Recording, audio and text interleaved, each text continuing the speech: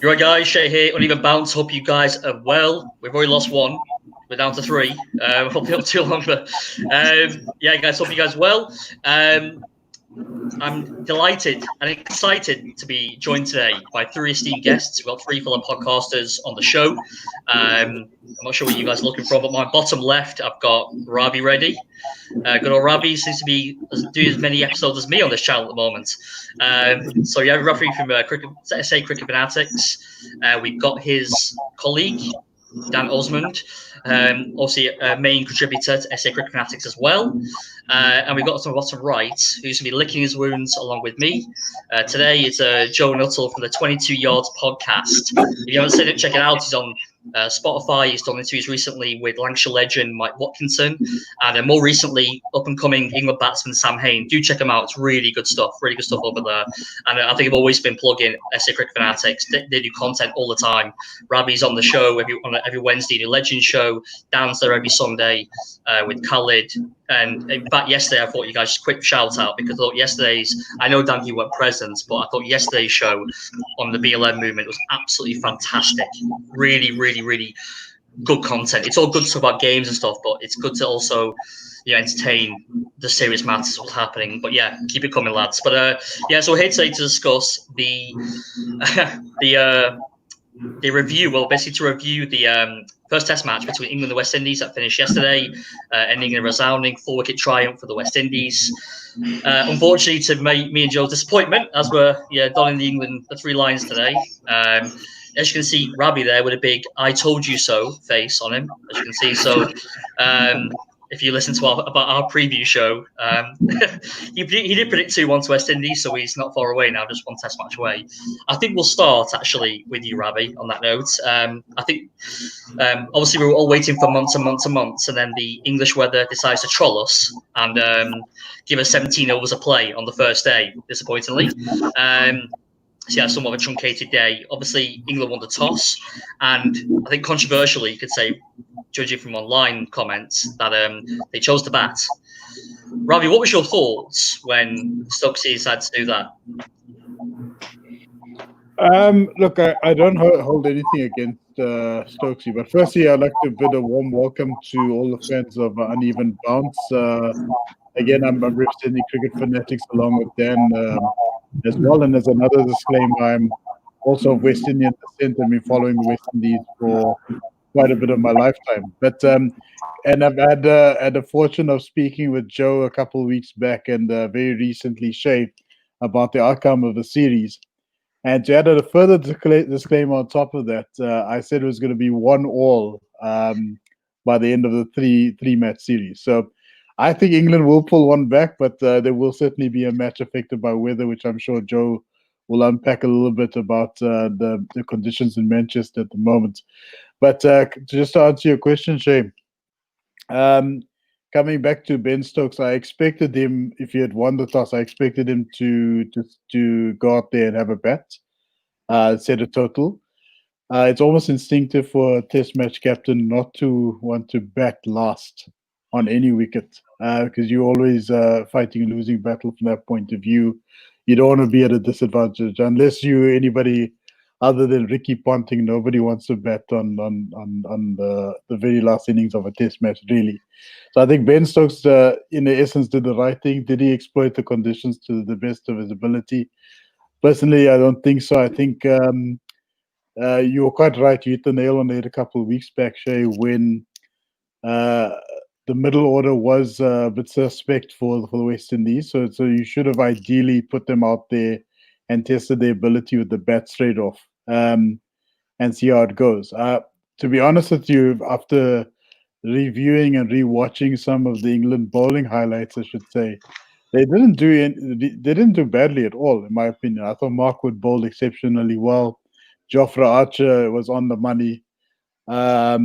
I think Jimmy was a little bit off, but the openers a bit of a difficult time as well, especially John Campbell. So I think the bowlers did their job. It was just the challenge came in the first innings when the batsmen didn't come to the party. I think had England amassed another partnership of about 70 plus more runs, the outcome could have very well been different in this particular test. But yeah, it's a long series. I've learned from watching the West Indies for many years now. Don't bank it all on the very first test match. I mean, this is great. I won't even call it a fluke either. But England have a tendency of coming back. We know that, having watched them in South Africa very recently. We were all jubilant when Quinton de Kock scored 100 and started dispatching Jofra Archer all over SuperSport Park, and we thought the same thing is going to happen in the second test. And unfortunately, we got the shock of our lifetimes when Dom Sibley decided to score 100 at Newlands. So I think there's definitely going to be a fight back. It's a question of how long and what the impact of the weather will be like on a particular test match. Thank you, Ravi, for that. And what about you, Joe? What do you think? I mean, obviously you saw the cloud cover, you saw Jimmy Anderson raring to go, you got Wood and Archer in the ranks, and then the skipper obviously decides to have a bat. What did you agree with this the selection to do that, or? Yeah. So first, I agree with Ravi and what he said about sort of testing that West Indies middle order, because there was no Bravo, there was no Hetmyer on this tour. They just decided not to come. Due to coronavirus. So I agree with you, Ravi, when you said, test that middle order and see what happens. And to be honest, I'm surprised Stokes batted. Not necessarily more because of the cloud cover, more because the lights were on. I've seen Anderson bowl a lot for Lancashire in the early part of the season, in the county season, when there's not really been much Test cricket, and I've seen him. I know it's a little bit different in county cricket. Obviously Anderson's one of the greatest seamers ever, but I've still seen him or Lancashire's toss be decided because Anderson's playing, and I'm very, very surprised that Stokes decided to bat. And there was obviously no Stuart Broad. I'm sure we'll touch a bit more on that later. So that maybe did surprise me a little bit. I mean, apparently he found out the day before that he wasn't playing, but I just think it was very surprising for me that Stokes decided to have a bat first, mainly because of Anderson, like you said. Listen, you touched upon a good point there, and actually I want to bring down to the conversation there about Stuart Broad not being picked. I think that was also probably actually more controversial than deciding to have a bat first. Now, obviously, Dan, you witnessed South Africa getting, well, I mean, it was a quite convincing victory for England only a few months ago, as you remember. And I think Stuart Broad, from memory, he might not have been a leading wicket taker, but he was certainly up there. And I think he took 26 wickets at 19, something not 26 wickets, won't be that many, but I think it wasn't far away. Now, would you have gone with Broad, Dan, in this instance, or would you have gone with the trio they went with? Absolutely, I would have gone with Broad. I mean, it's a no-brainer. The guy has 485 Test wickets. At an average of, I think at home he averages around 25, 26. I mean, for me that was a no-brainer. I don't see the logic behind playing a Jofra and Wood in the same side. You've got two blokes who can bowl very quickly for short periods of time. And you can't really rely on a Jimmy Anderson, a 30. How old is Jimmy now? You can't really rely on the month. Yeah. You can't rely on a 38-year-old to bowl long spells. So I think England lost this game before the coin toss. I think there were a lot of 50-50 decisions in that playing 11 of theirs, and I think they went the wrong way sort of on each one of those. It's easy to say that once they've lost the test, had Wood taken a fifer, had Butler scored a 50, had Denley, whatever the case may be, then I wouldn't be able to say these things. But I think they got selection very wrong. I think West Indies didn't have the same sort of headaches that England did. More so probably because of a lack of quality, if I can say that. But I think England got it very, very, very wrong. And I found it almost awkward. Stokes was interviewed and the coach was interviewed, and they tried to sort of justify why Broad was left out. And I don't know, I didn't really pick up on a definite answer. It was like, we've gone with the pace. Why have you gone for that? Why have you, when you've got Jofra Archer there, why have you gone for Mark Wood? Sort of justify his, a practical example is Vernon Philander. He doesn't play when we go to the subcontinent because he is only as good as the wicket allows him to be. That's how you justify a selection.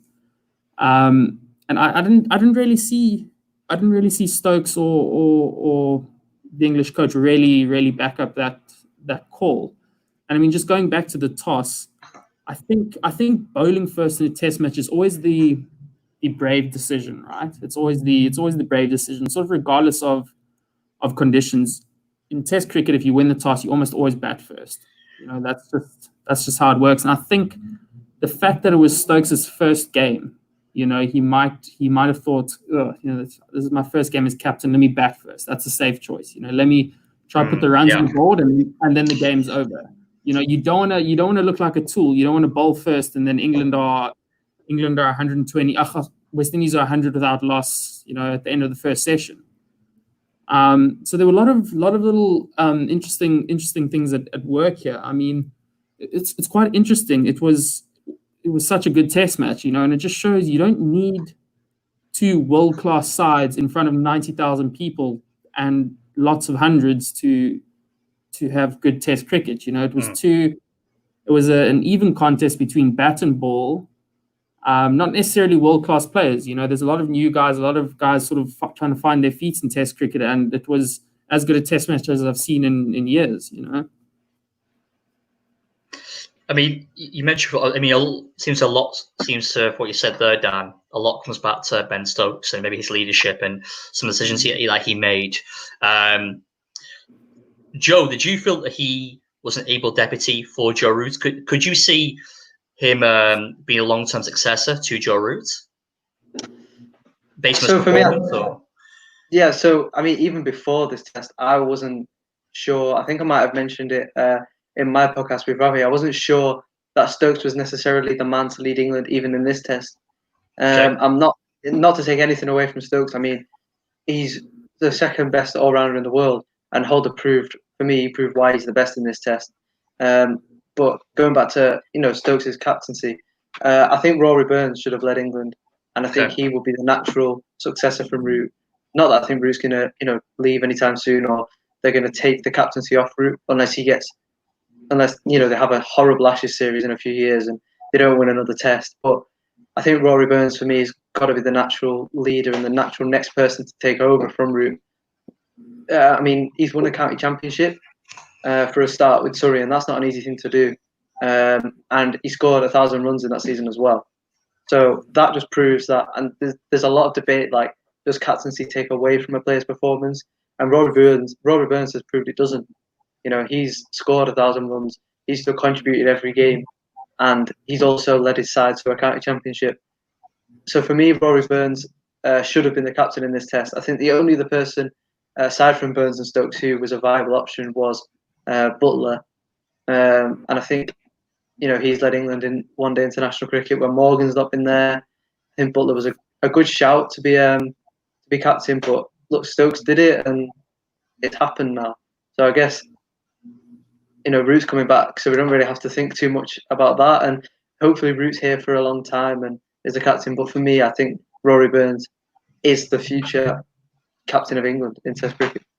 I think a lot of people have mentioned Rory Burns because obviously his triumph 2 years ago with Surrey. I mean, a very fit and raring to go Morley Morkel will always help in a cause, as Dan and Ravi can tell you, in any kind of title charge. But yeah, I mean, I do agree with Rory Burns. I think obviously Rory Burns, he came back obviously after the football injury. I think it was actually Joe Root who hacked him down in training, believe it or not. Yeah, I think after the first test, quite ironically, but a little bit of pressure.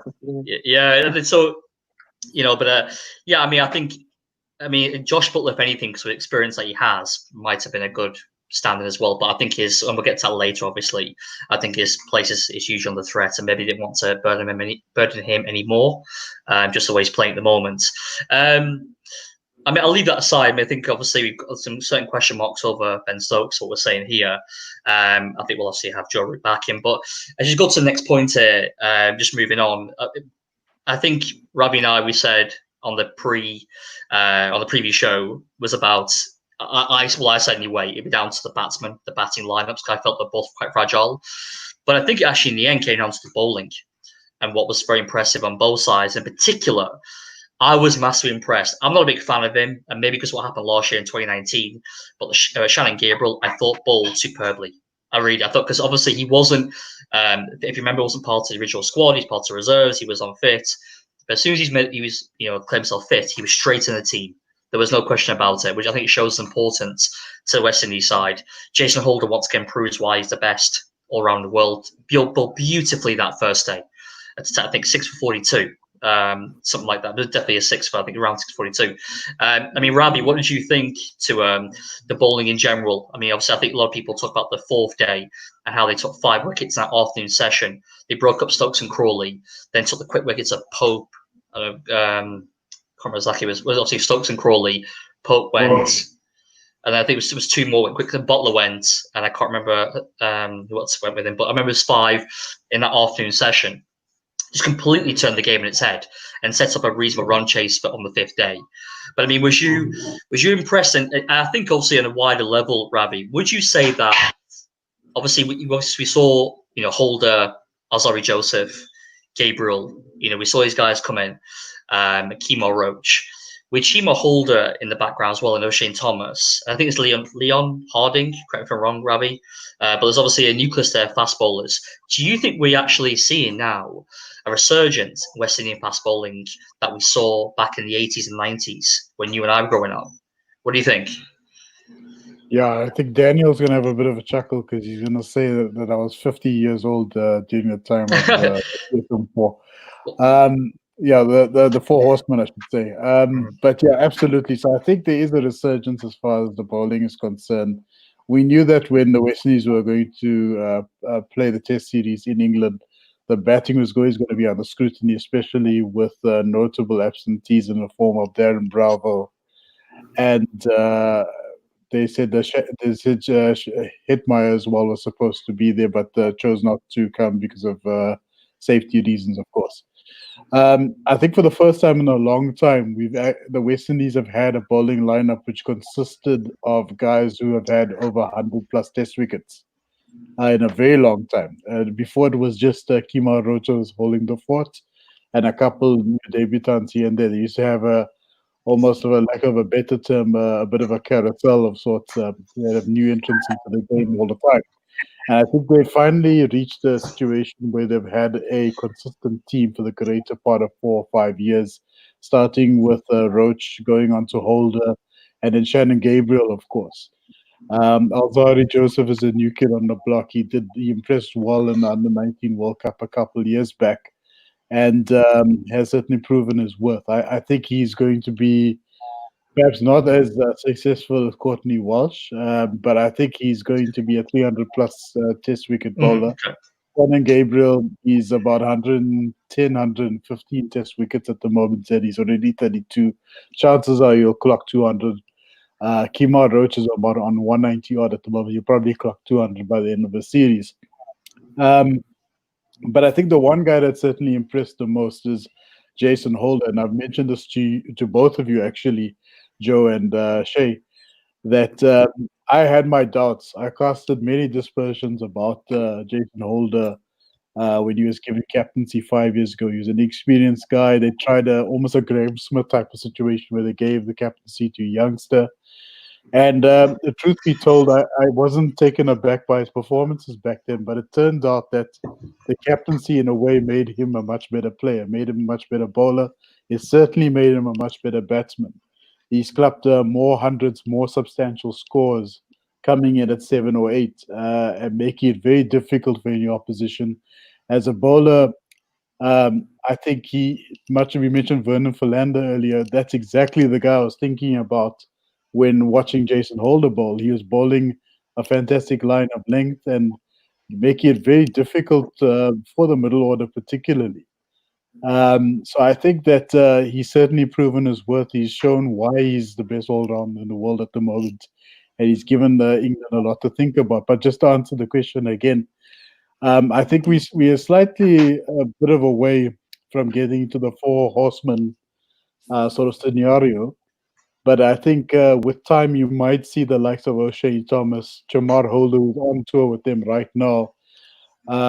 get a run with the team. And I think the book hasn't closed necessarily on Sheldon Cotterill. I've always been a fan. Those are he wasn't in the squad, him. was he? Even at the extent of the got in the enlarged squad. squad. I was surprised by that. I actually thought about that.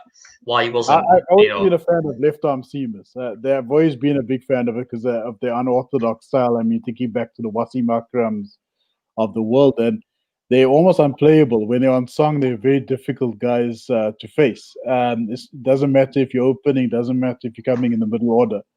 And I've always been a fan of it. And I feel that Sheldon Cotterill is one of those types of bowlers that can be quite difficult to face. He's certainly proven his worth and trade in the white ball side of things. Absolutely. Yeah. It's only a matter of time to see him make a return to the red ball setup as well. But fantastic start by the Windies bowlers. I just hope the batsmen, and saying that the batsmen actually didn't do too badly. I mean, Jermaine Blackwood made the most of his chances and actually helped salvage a win there. But I just hope there'll be a much more consistent application, I think, for a lack of a better term, in the next test match by the batsmen.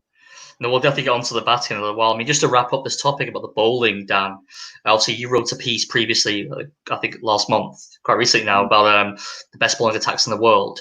Do you think this West Indian attack has potential to be the best quartet in the world? I don't know. I think it's quite a big call. I think what they've got counting against them now is their spearheads in Gabriel and Roach are approaching 33, if I'm not mistaken, both of them, which is a bit of a problem. I don't want to sound too critical, but Jason Holder was superb. He just shows that you don't need to swing the ball like James Anderson. You don't need to be as fast as Mark Wood. You don't need to have a Jofra Archer bouncer. The basics is what gets you wickets. He bowls 125 clicks, and he was brilliant. I think West Indies for a while have lacked change-up bowlers. They've always had Kemar Roach sort of as their spearhead, and Gabriel sort of as of late has been good. But to be honest, I wasn't particularly blown away by Joseph. He is quick. And he is young, so I don't want to be too critical of him. But I found him to be slightly one-dimensional. I don't know if that's the word. I don't think he had any sort of particular plan. Holder, is going to bowl your gentle away swingers at a good length, try find the outside edge. Joseph sort of seems like a bit of a, he's not the kind of guy that's going to bowl 6 out of 6 in an area. He's not going to accumulate pressure from one end. He's not going to take his wickets that way. Which is something we see quite often with young bowlers. They want to bowl fast. If we remember Dale Steyn when he was young, he was terrible. He got hits all over the place. Who I'm really, really excited about is Chima Holder. I don't know if I've got his first name right there. I don't know what it is about him, but there's something about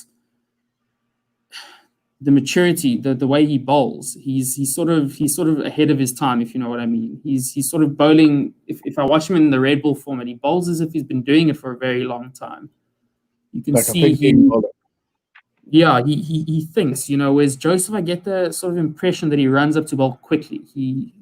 He's almost a captain's nightmare. You don't know if you're going to get a middle stump half volley or a 7th stump back of a length. You don't know, should I have 3 slips in a galley or should I have 2 catches on the leg side? There seems to not really be much of a plan there.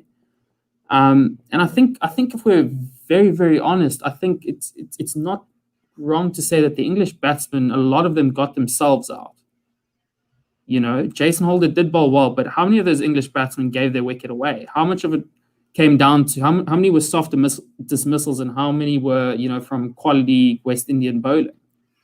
There was some appalling shot making, in my opinion. I mean, there was some really. I mean, England. I think about Roy Burns, that lollipop shit that no offense, but that Ross and Chase served up. I mean, that ball. I don't really rate Ross and Chase a ball. I don't give it. And I know it's a hate for last year, but to me, as Jeffrey Boycott once said, just lollipop bowlers. There was a guy you had, Ravi, remember the 90s, called Raw Lewis. Do you remember him? Raw Lewis. Off spinner. And he was. Wasn't he a leggy? Nothing. We might have been lucky. I remember.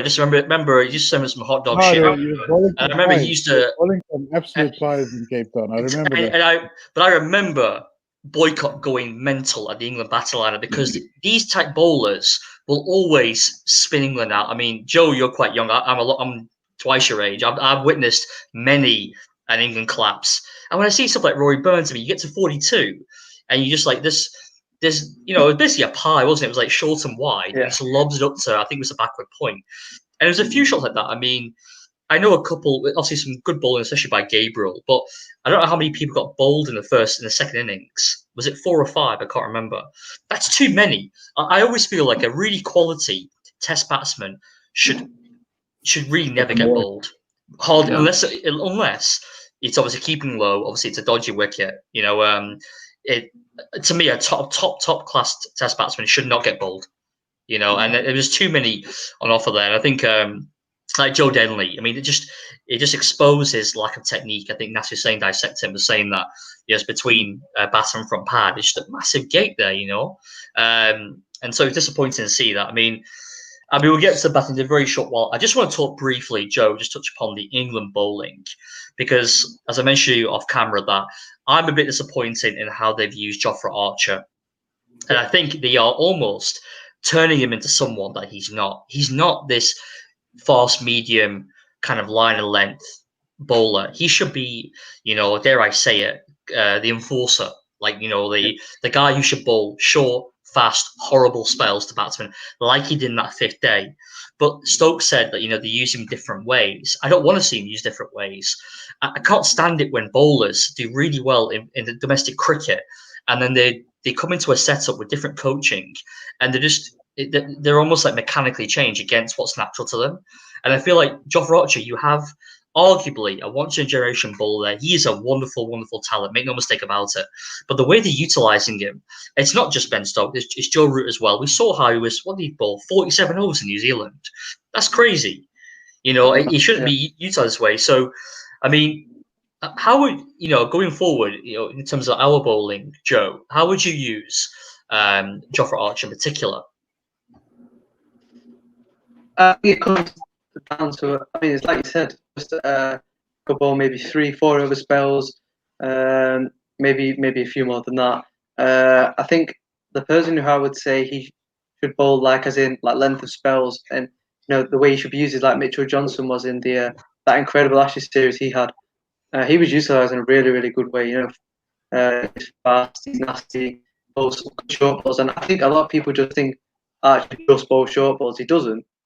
I mean, I think the prime example I know is a different format, but the dismissed against Bangladesh when in the World Cup last year, and he hit the top of off stump and the ball went for 6, which was just incredible. Yeah. I think in one-day cricket and T20 cricket, that's why he's so much more effective at times, because you're going to bowl short spells. You can't bowl more than 10. He's going to get too tired in a 50-over game. So I think in Test cricket, he definitely should be utilised in a shorter way. And I personally don't like seeing him and Wood play together. You were saying, you prefer one or the other. Yeah, okay. For me, it has to be rotated. Especially if he's had a lot of injury problems. I mean, I know it's been a big break, but this is the first time I think he was saying in his career that he's played 3 tests in a row. There's been a massive break since the last test in South Africa, but still he's technically played 3 tests in a row. And what's to say Wood won't get an injury problem in the next test and then miss the next series against Pakistan? I think for me, Wood and Archer should play as many games as they can without getting injured, without pushing the force too much, and then switch. And I think definitely Wood can be used in the same way. But for me, the continuous people always have to be Broad and Anderson in England. Not necessarily in other countries, in the subcontinent. Dan, you mentioned about Philander not playing necessarily in the subcontinent.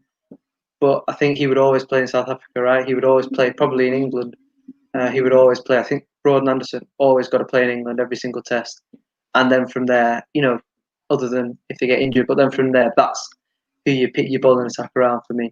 So yeah, like I said, Archer definitely should just, in my opinion, should just be bowling 4, maybe 5 over spells, just nasty, fast. Some short balls in there, but like I said, he has other skills, and I think definitely throughout his test career, with the exception of a couple of times, Archer's not been used right. I think his best spell was at Lords in the Ashes last year. Yeah, everyone remembers that one. battle Steve he had Smith and Smith. the Lavaskakni, the way he went after him as well. Yeah, and when he hit Smith, that was nasty. Shane. Labuschagne. My wife will kill me if I say Labuschagne. You know, we have to agree with the man. No, I agree. It's actually Lavaskakni. Yeah, I know. Yeah, I think I told you last time to ask my niece. She studies Afrikaans over there in Durban, and I asked her because I had no clue. I was saying Labuschagne until I asked her. She told me so. So yeah, no, I mean, actually, just touching upon Arch, obviously you mentioned, and obviously Mark Wood.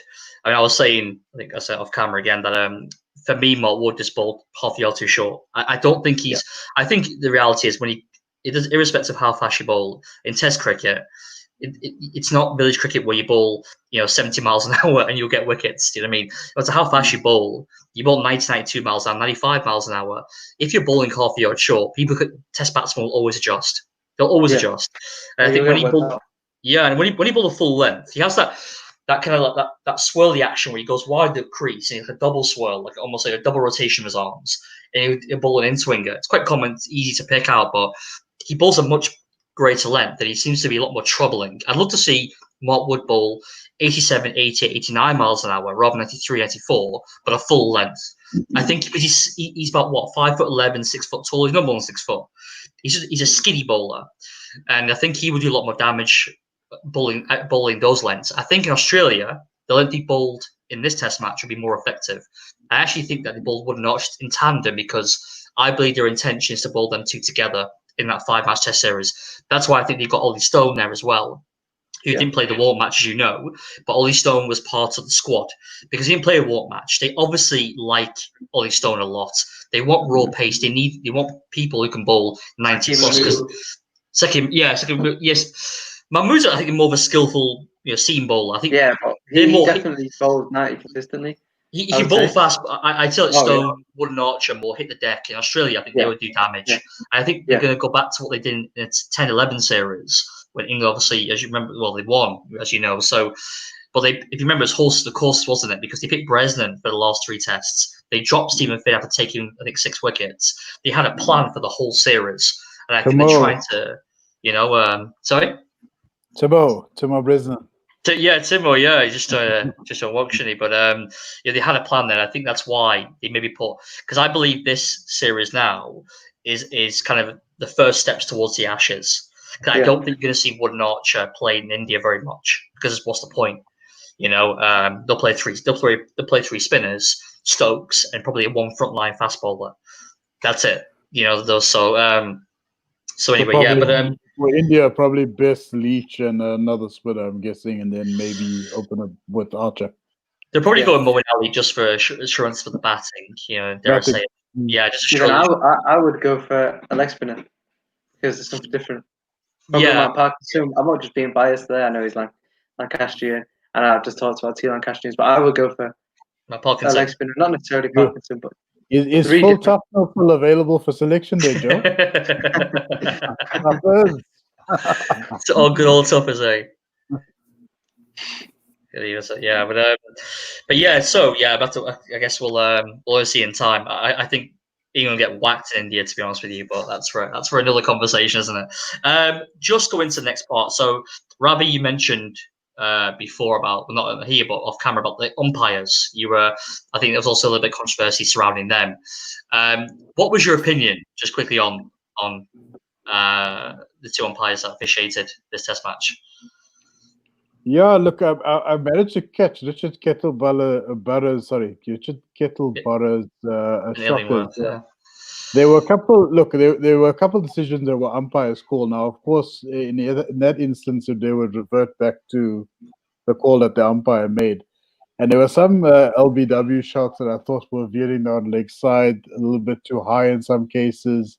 But because they were umpires' call, you automatically revert to whatever the original decision was. And I felt that had a major impact on the game. There were a couple no balls that weren't called, and I think that was a problem that we had in the South Africa series against England at the end of last year as well. So that's something that needs to be remedied quite seriously, and I think that's where we need to make more aggressive use of technology in those instances.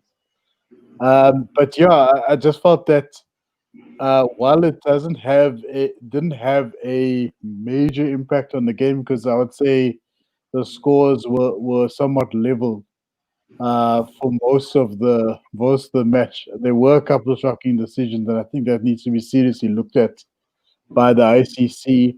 There's talk that they might move away from umpires altogether and just keep it all to the man upstairs. Just keeping an eye on with various camera angles, and I'm opposed to that. I'm a traditionalist in a manner of speaking. But I think these umpires are there. They're the best in the game, and they need to be at the top of their game as a result of it. Richard Kettlebutter for a second looked a lot like Steve Buckner for a second. He was giving shockers. I actually expected better from him. For a long time, I rated him as one of the better guys, and I don't know what happened. I don't know if it's just like a like one decision sort of impacts another. I don't know if it has like a snowball effect in the manner of speaking, but that's a kind of impression that I got watching these guys, watching the match unfold. How about you, Dan? Did you think it was just a case of just rustiness? First game back, maybe lack of a crowd, maybe affected the fact they didn't have to concentrate, or it's just simply a case of making a few mistakes? Yeah, look, I think we just call it spade a spade. The decisions were terrible. They were bad decisions. There were too many bad decisions. But what I think people don't understand is that umpiring, just like batting and bowling, has a lot to do with confidence. Nobody sort of understands that. But once you make one bad decision, and you keep in the back of your mind that you're a non-neutral umpire, and everybody's thinking about that, everybody's talking about that. This is the first test match back after how long? The whole world's watching. The umpires are under just as much pressure as the batsmen and the bowlers. It's sort of like when a field is having a very bad day. It seems like the ball will always follow him. No matter where you put it. Yeah. We've all had those games, haven't we? Yeah, we've all had those. I think it was just one of those cases. It's not like there isn't a pattern of behavior here. This isn't the 10th time it's happened. It was the first time it's happened, as far as I can remember. And that's why we have technology. The right decisions were made at the end of the day, in my opinion. I don't think they should make a big hoo-ha about them being non-neutral umpires. That's they're professional. They're professional at the end of the day. Yeah, and there's special circumstances at the moment. Good track records, but there were some dodgy ones. I think once you make the bad call, it sits at the back of your mind, and you're unsure of yourself. And like I said, umpiring is about confidence just as much as batting and bowling is. I think an umpire's confidence is really tested when Sri Lanka are playing, because I think the minute the ball hits the pad, the whole team, like the guy standing at third man, is appealing for LBW as well. So and then you say, like, why is he missing no balls? It's because he's made five dodgy decisions. He's not going to watch the line. He's watching the batsman. He's not going to take any chances here. So do you think there should be a no ball camera? I do. Or just a no ball umpire. Like a sensor. I think a sensor on the crease line. I think that we something like that. I don't want the umpire losing half a split second, having to look up from the crease to the batsman. He needs every advantage he can get. It's so easy sitting on our couch, with the replays and the Hawkeye and this and that. I mean, these guys get a split second to make the decision. The ball's swinging all over the place, nipping all over the place. You have some batsmen that are 5'3", some batsmen that are 7'5". It's very difficult to tell to make these calls. So I don't think it's as big a deal as social media likes to make out. I think if it were neutral umpires, it wouldn't be that big a deal, But just the fact that they're non-neutral umpires, I think that sort of blew up a bit. Thanks for that, Dan. I mean, just moving along, guys. I've got a couple of points to get through. I want to discuss just briefly. I think Ravi, I'll turn to you on this one. I'll say Jermaine Blackwood played up. I think we could all argue that was a match-winning 95, I believe it was, wasn't it, Joe? I think 95 he made second inning. So to wrestle the game away, I mean, he played a ridiculous shot in the first innings, I felt. I mean, he's smashing it straight to Jimmy Anderson off best. But then he plays it a very interesting way. He still continues to go over the top. And he reminded me of sometimes the way David Warner plays in Test cricket, where he almost forgets the format and just goes the aerial route, and it's I actually respect the fact that he stayed true to his game, even though he's obviously in there as a replacement, isn't he? He's not. I don't think he would have played necessarily. I think he was obviously drafting as a replacement, despite topping the rankings in West Indian 4-day cricket last year. He got out in a really poor manner in that first innings, but even the second innings, he came out and just bludgeoned the ball like he normally does and he normally plays. Do you think possibly, Ravi, this is him solidifying his position now in the middle order, or do you still feel he's just one innings away from being questioned again? Maybe his technique. Look, so I think Jermaine has been knocking on the door for some time. I saw him as far as 6 years ago on the tour of South Africa. It just happened to be the same tour that Temba Bavuma made his debut for South Africa as well. That's how I remember this so distinctly. But Jermaine has been a guy that has played a couple of reckless shots in his career. He's no stranger to that. You're quite right. He's a semi-aggressive player. He has a favorability or liking for the spinners. And I think he wants to get on top of them quite quickly just to get them out of the game. He's one of those types of test players. You need those guys. They sort of create a bit of excitement for the game. But you're quite right. There were other guys that were obviously contesting for that same spot as well. And like I said, I think, to be honest, the batting order is still being constructed as we go along. We know who our low order guys are. We know who our reliable guys are in the middle order, which is Rosson, Chase, and Jason Holder, and Dowrich very recently. It's just a matter of getting our openers, our top six, I think, top five, I should say. It's a similar challenge to what South Africa has had in recent times as well. We just need to get them all on the same page and perform at a better level. Honestly, I would kill for a guy who perform like Warder. He's a match winner. He sets a tone straight away with the bat. I would love to have an opener like him, or similar to Gale, at least, because that's how Chris Gale used to bat when he used to play Test as well. We don't give have Evan Lewis that license. Evan Lewis, you should give him the license to play that way. I think Evan is the kind of guy, he's typecasted himself for white ball. I don't think he'll ever throw himself or put himself in contention of red ball. But I have a feeling we will certainly see Hetmeyer again. I think Hetmeyer is one of those aggressive players, aggressive types as well, that could take a game away from you. And we need those guys. We need exciting players like that, especially for the West Indies. Because there's going to be a day where Chase, Holder, and Dowrich are not going to come to the party with the bat. And I think the fact that Blackwood scored some runs now is a very good indicator and a very good sign. We have a guy in waiting in the form of Rakeem Cornwall, who's a very capable batsman in his own right. I think if the conditions are suitable for spin, you may see a case where Cornwall, they might take a gamble and replace Chase for Cornwall, or take an even bigger gamble, a bigger risk of playing both Cornwall and Chase together in the same match. I think that's going to take a lot of steel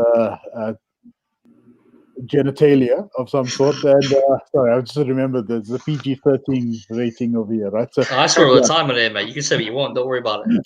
Fantastic.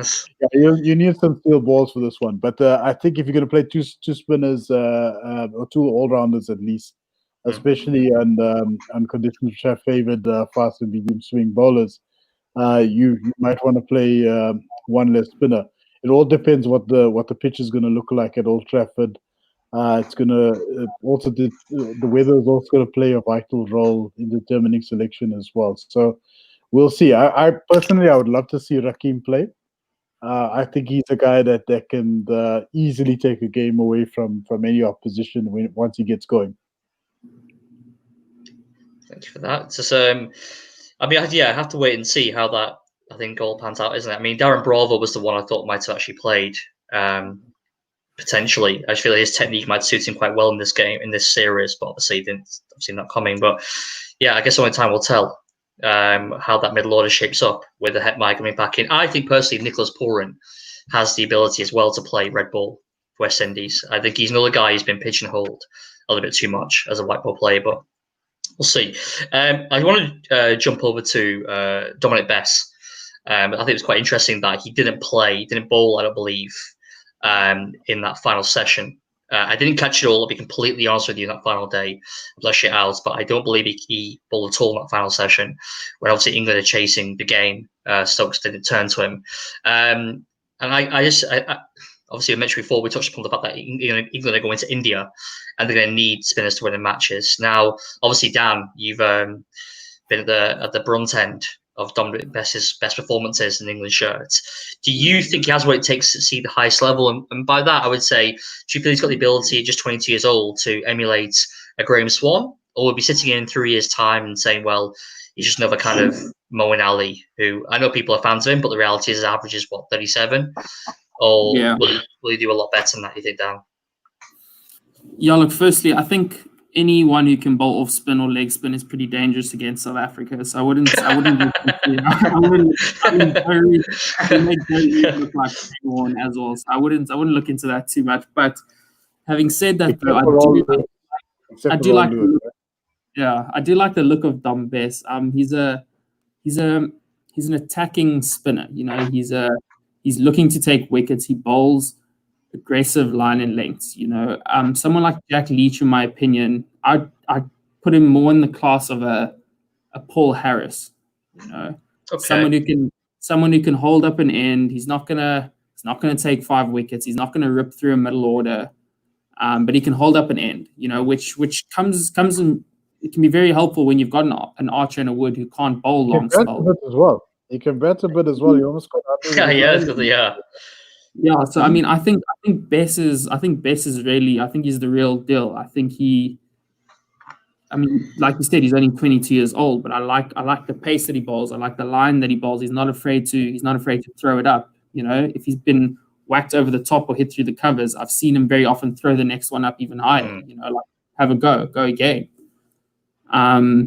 He sets aggressive fields as well. He's always got a slipper in there. He's always looking to take wickets. You know. So if I was going to India, I would definitely take him. As your lead spinner? I would probably have Moeen as the other spinner. You know, I don't think Jack Leach is the guy you want to take to India. As disrespectful as it sounds, there are 1,000 Jack Leaches in India. You know, Jack Leach is nothing new that the Indian batsman wouldn't have experienced at any point. You know, he's a very traditional, orthodox left-arm spinner. You know, he's Dom Bess is he's like Graham Swan in the sense that he's going to take you wickets. You know, he's not gonna bowl to give Jofra Archer a rest at fine leg. You know, he's there to take wickets. He can rip through a middle order. We've seen him do it to South Africa. So yeah, I mean, it's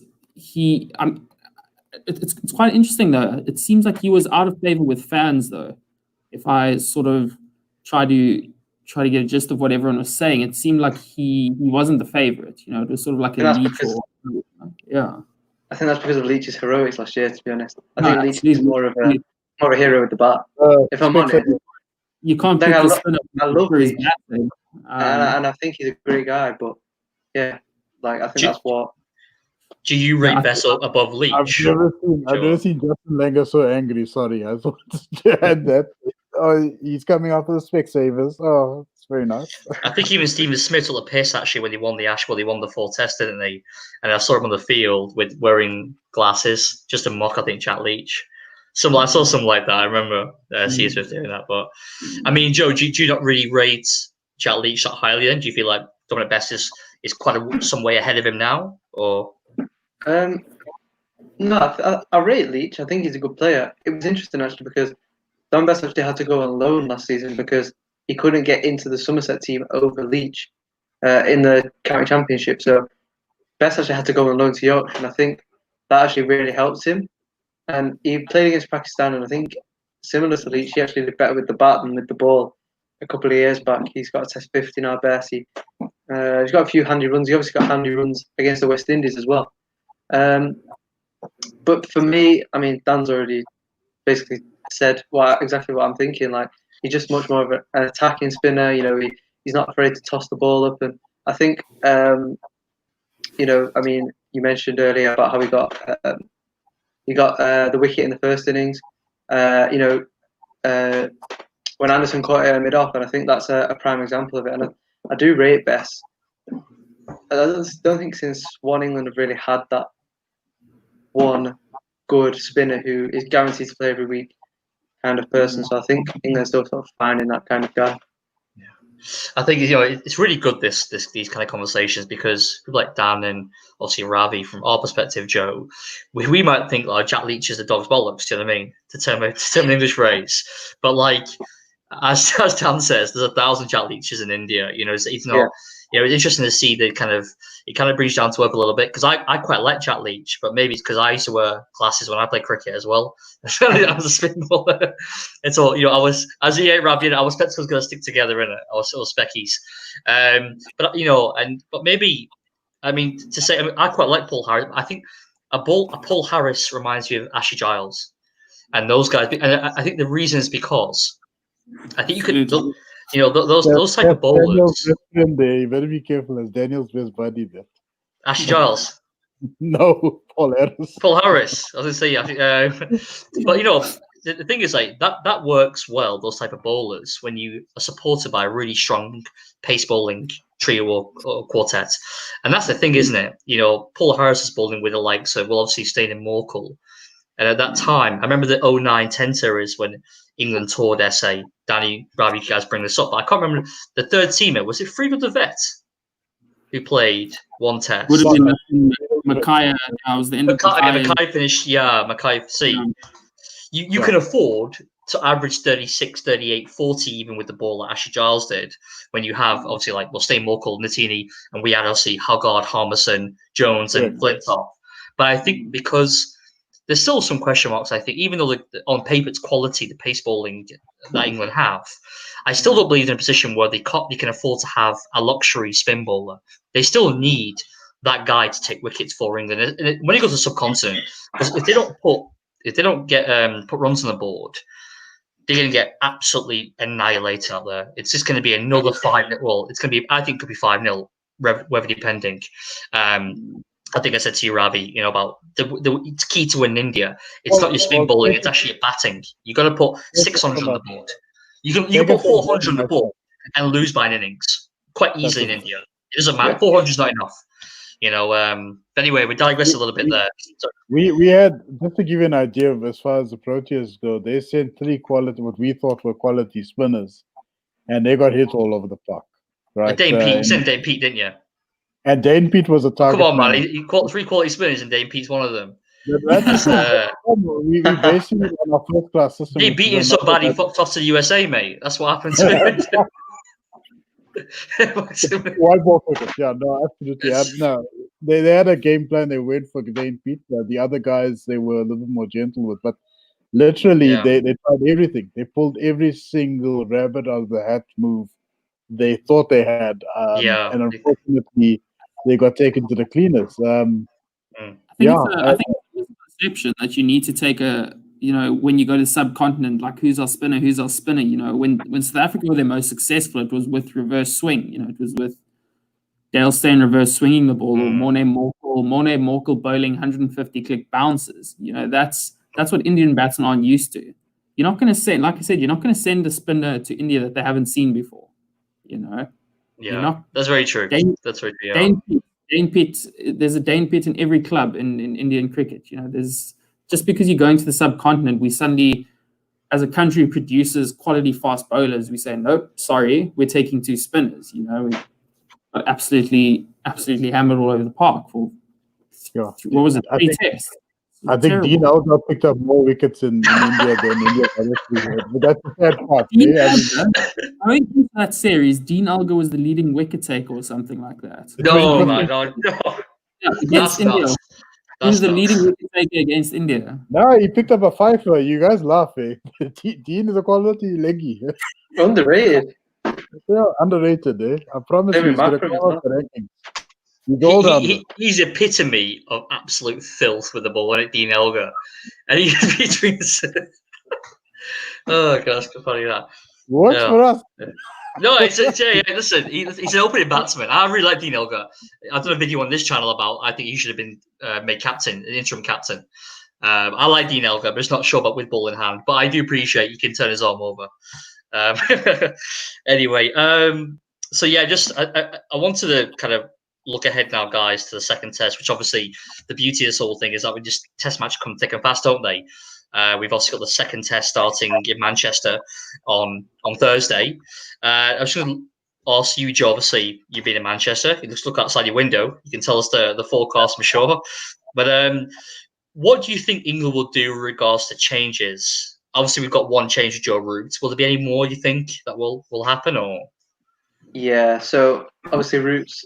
Firstly, I think Roots are coming for Denley. I can't see Denley keeping his place just because I think it was Michael Vaughan who said some people go 8 tests and score hundreds and don't keep the place. Denley's played 15 or 16 and hasn't scored 100 and has still got his place. If Root played in the first test, he might not have played. But aside from that, I definitely think Stuart Broad will come back into the side. Personally, I think it'll be for Mark Wood, purely based on the fact that how Archer bowled in the second innings. But yeah, I think the weather is going to play a big impact. So he's going to play a big part on the game. He's going to have a massive impact. Typically in Manchester, I think I would like to say it's a stereotype, but I can't really say that. Being from Manchester, it does rain a lot here. It definitely rains. I think it's probably raining right now, actually. So it does rain a lot here. I think we'll probably see the floodlights on quite regularly. I don't think the forecast is so great for this week because what day is the test? That's on Thursday, right? Thursday, yeah. Yeah, so the forecast isn't great for Thursday. We only need 4 days to get a result, apparently. So say it again, sorry. Yeah. We only need 4 days to get a result, apparently. Yeah, we do, to be fair. Yeah, imagine what would happen if the first day had been played at well, I think England feel the same batting lineup. I'm sure it can finish in 3 days, to be honest. But hopefully not. But so you think they'll play Dominic Bess? Yeah, so I think Bess is going to play. Typically at Old Trafford, it actually spins. Yeah, it does. Yeah. And similar to the Aegeus ball, actually, it spins there a little bit, which I'm surprised by. One of the reasons that Bess didn't bowl because in that evening session it does spin a lot. But yeah, so I think Bess will probably play. You could maybe make a case of playing another spin, but I can't see that happening. Maybe if Mo Nally was around, in the bubble, then maybe he would have come into the side for someone. But yeah, I just think it's going to be the same team. But obviously, Root's going to come in for Denley, and I think Broad will come in for Wood, or potentially Archer, but probably Wood. And you'd stick with Josh Butler? That was a good point, actually. I forgot about him. So for me, I think he only played in the last test because he was the vice captain. I think Butler's had a lot of chances at Test cricket, similar to Denley, actually. Obviously, Butler's got 100 or 100, I'm not exactly sure how many. But I think he's had his chances, and he's one of the kind of guys who gets himself in, or get to 20 and then just get out. And I think an innings that sticks into my mind of how Butler should play is actually the Oval last year. And I think he scored 70 odd against Australia. And he really, really got us over the line. And I think it was in the first innings. And he really got us over the line. And, just batting with the tail, because Butler is one of the most destructive batters in the world. And I think if he was given more of a license, and obviously at times he's going to have to play defensively, and he's going to have to, be cautious. Maybe you come in at the second new ball and such. But I think if Butler was given more of a license, then things might have turned out differently. But yeah, I think for me, I would have James Bracey in and maybe move the order around a bit, just because he did so well in the warm-up match. Obviously, he opened in the warm-up match. Made 85 in the first innings. Yeah, he did really, really well there. So you'd have James Bracey batting at 7 and keeping? So that's the thing. I'm not sure where he'd bat. That's the only problem. Ben Folks is not in the conversation, would you say? Would you not pick Folks? Well, so personally, I am not a massive fan of Folks. Okay. I think he's a great keeper, but against Seam, I'm not so sure how good he is. Obviously, he got that 100 in Sri Lanka and is very spin heavy there. Mountain Series, I believe. Yeah. So I mean that was great, but I think he's a brilliant keeper, probably the best purely as a wicketkeeper, the best in England. Obviously, you're going to get picked for more than that in this day and age. So you could argue, I mean, it's between Bracey and Folkes. I'll probably go with Folkes because he's scored a Test 100.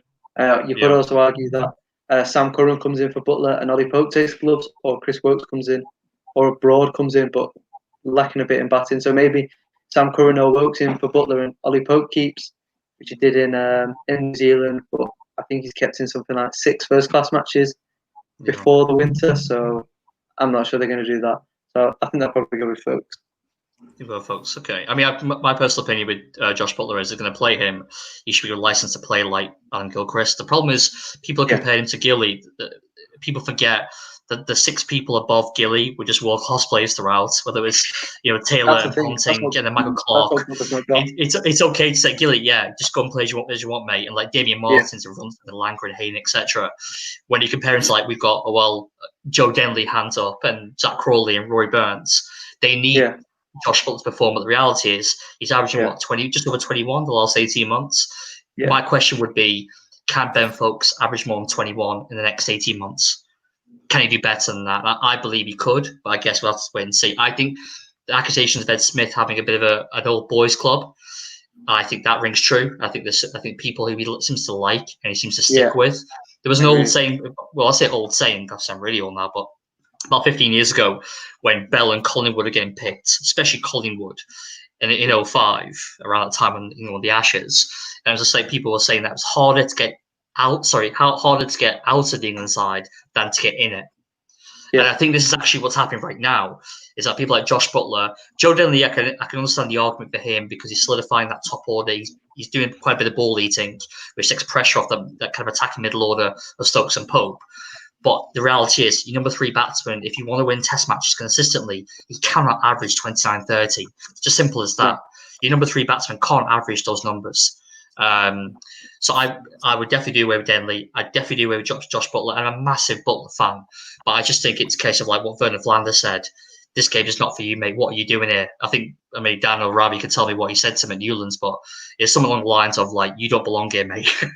Pure and simple. You just don't belong here, which is quite sad. I think the idea of Josh Butler is on paper sounds very exciting, but it's just for me, he's had enough chances. No, it's not worked. No. It's just not worked out, has it? It's not worked another out. one who could have come in, but obviously he's also not in the bubble. I think Bairstow, if he was in the bubble, he would be my preferred choice.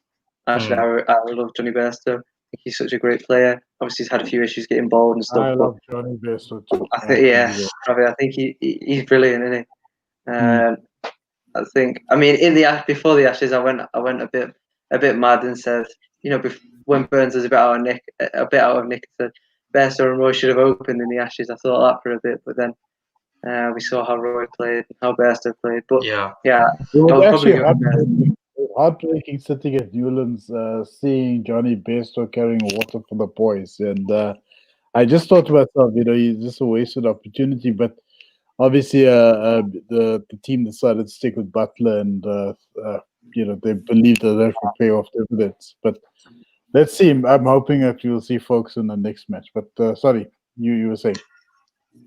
Well, what about you? I was going to say, I mean, Ravi, what do you think about West Indies? It can't be the same team, I doubt it, because obviously it's back-to-back Test matches. Or do you think that Gabriel's good to go again 3 days later? Yeah, that'll be tricky. I think Shannon Gabriel's fitness has always been on the question, even before the series even started. So I'm hoping he's going to be fit enough for the match. So I see that if the wicket's going to be more conducive for spin, I don't see Roston Chase losing his place necessarily because he added quite a bit with the bat. There's no question that he'll play again. The only real question mark is whether or not Shannon Gabriel will be fit and ready for the second test. Back on my mind, I'm thinking because the timeline is quite lean, the chances are we'll only see him again in the third test. To which end you might see the debutant Chamar Holder coming in to the team. But and I think if that happens, there might be a significant impact on the bowling outputs as well. Yeah, I think so. there's going to be a lot more workload for Holder and certainly Kemar Roach as well, especially when you got a debutant.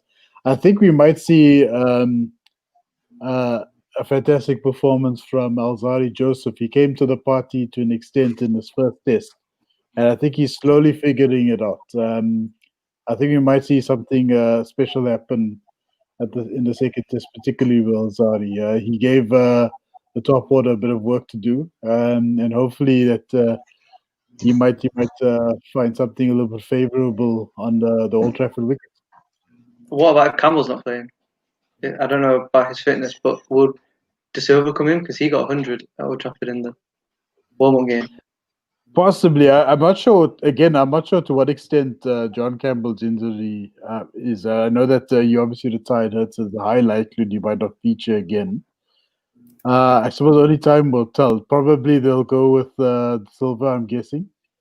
But we'll see. I think in terms of opening, they might experiment and say Hope can open. I was thinking that. And then maybe shift Blackwood to 3 as a possibility. Could you see Blackwood opening? I don't see Blackwood opening. About aggressive openers.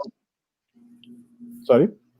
So I was just saying, we talked about aggressive openers before, like Warner and Gale back when he used to play. Could you see Blackwood opening? No, I think Blackwood is fine at 4 or 5. I think that's his plot. I think Hope is the kind of guy that can switch to the opener quite easily.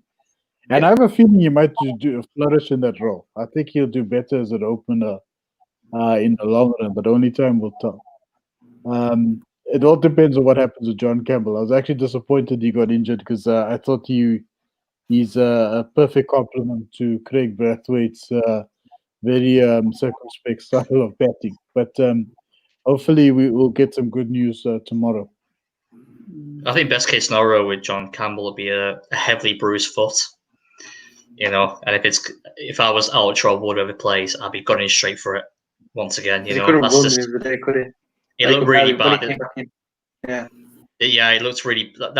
I'm sure you guys have been hitting the foot, batting it. That is really painful. What that is. I mean, it's straight. There's no muscle there. There's no protection. Straight to the bone. That is. I mean, that's seriously painful. But would you rather get hit on the toe, or would you rather get hit on the shin? Dan, what do you think? I'll take it on both shins before I take it on the toe. So yeah. Both are pretty painful. Pretty sore. Inside edge of course I'm by stuck. Well, it's like, would you rather be out or have a broken toe, basically? I would rather have it's not broken. If it was broken, obviously he wasn't going to. I'd rather have a broken toe. This is bruised. Like he's a big boy. I think he'll be fine. You can just put an extra few layers of socks. I think. A bit of strapping in it. I mean, you want to see West Indies pick the same side. You don't want to see a winning side changed. I think what West Indies have lacked over the last, since the Samuels, Chanderpaul, Sarwan era is consistency in selection. We always talk about all these kids with massive potential. Your Shea Hopes and your Purans and all these guys, but there's been a lack of batsmen playing substantial match-winning innings. You know what I mean? So when these guys score runs or when they win big test matches away from home against quality opposition, you need to reward them for it. You need to say, like, you scored runs against a good English attack in England. Like, you keep your place for the next 10 games. Like, we found something that works. As good as Bravo is, sorry, you haven't England, you haven't beaten England. We're going to stick with the 3, 4, 5, and 6 that beat England. So I'd like to see them go unchanged. I mean, Gabriel, he bowled like 30 overs, maybe 30 something overs. Not that that's easy, but it's not 40 degrees in England at the moment. Like he didn't really overexert himself. I think it's just the circumstances because there was a fitness test that was done quite late, and then they managed to bring him into the overall squad, which he featured in the team itself. So his fitness is always going to be a question mark, unfortunately. But I think I like the point you made. In terms of consistency, the bowling attack or the lower order of the West Indies have been relatively consistent. The top order has been a bit of a carousel. You've got different guys coming in the middle order, and that's something that hasn't really paid off dividends.